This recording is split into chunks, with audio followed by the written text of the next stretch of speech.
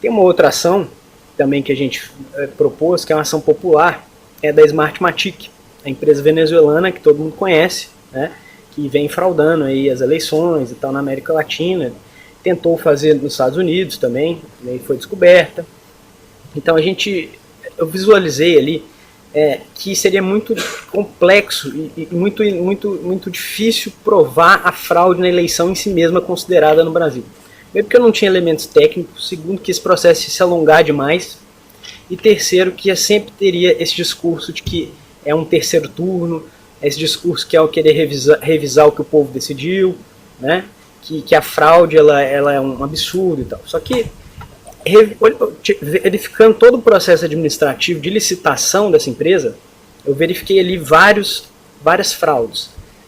Fraudes em relação às habilitações técnicas, econômicas e financeiras, fraudes em relação aos quadros societários, fraude em relação ao capital social da empresa, salvo melhor juízo era de R$12 mil, por um contrato de mais de 180 milhões. Então assim, essas empresas, esses consórcios que foram criados, eles não tinham a menor condição técnica, econômica e financeira para participar do projeto, do objeto licitado.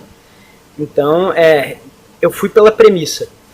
O objeto da ação da Smartmatic é uma ação de direito administrativo. É uma ação que fala que esse contrato que foi realizado com essa empresa, ele não é adequado e não seguiu todas as normas de direito administrativo que devem ser seguidas para o processo de licitação. E também que o objeto licitado, que é um termo que foi criado, um neologismo petista, chama exercitação de urnas. Então eles licitaram para fazer exercitação de urnas. Exercitação de urnas é qualquer coisa que ninguém sabe o que é, né? E uma das coisas que estão como objeto do contrato é a transmissão dos dados dos TRS para o TSE. E aí que foi identificada a fraude em relação em outros países, como é que funcionaria essa fraude. Mas isso não é objeto do mandato da ação popular. Porque eu não preciso, na licitação. Na licitação. Eu não quero provar que teve fraude nessa transmissão. Para mim isso não importa. O que importa é que ela não poderia estar ali, porque ela não é idônea para isso. E também eu quis mostrar o seguinte, a gente tem que responsabilizar essas pessoas, porque elas causaram prejuízos para a União, financeiros, porque o contrato foi muito alto. Prejuízo para o sistema volitivo do povo, porque elas minaram aquela expressão popular do voto, que é básico. E também, essa empresa, ao fazer isso, ela teve por objeto uma coisa que é indelegável, que é o poder do Estado, que é o poder de decidir quem vai conduzir o país. Então isso tem que ser se o Estado tem que existir, eu acho que ele tem que existir, mas tem que ser pequeno, tem que ser enxuto, tem que ser eficiente, ele tem que existir exatamente para exercer esse tipo de atividade, que é uma atividade do Estado em si mesmo, pela sua própria sobrevivência e pela sua própria forma de organização. Então são aquele mínimo que tem que existir no Estado.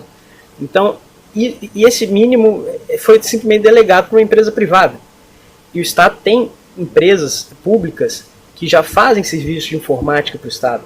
Uma delas é o CERP, que cuida de toda a Receita Federal. Parte da Polícia Federal usa os sistemas do CERP. A Dataprev, que cuida de todo o sistema de benefícios previdenciários, é uma empresa pública também. Então, por que não essas empresas fazerem a tal exercitação, né? Por que delegar isso para uma empresa, principalmente uma empresa estrangeira, de origem de um país que sabidamente não vive em um Estado democrático? Muito diferente do que falou o nosso Marco Aurélio, para aquele chefe para assuntos especiais da presidência, Marco Aurélio Garcia, que diz que na Venezuela, no documentário que eu vi, uma reportagem, diz que na Venezuela a plena democracia, eles só estão vivendo uma crise. Né? A crise provavelmente é só a insatisfação do povo com a ditadura. Né? Realmente é uma crise, mas não é democrático. Aquele país não é democrático. Isso até avilta a inteligência média, né?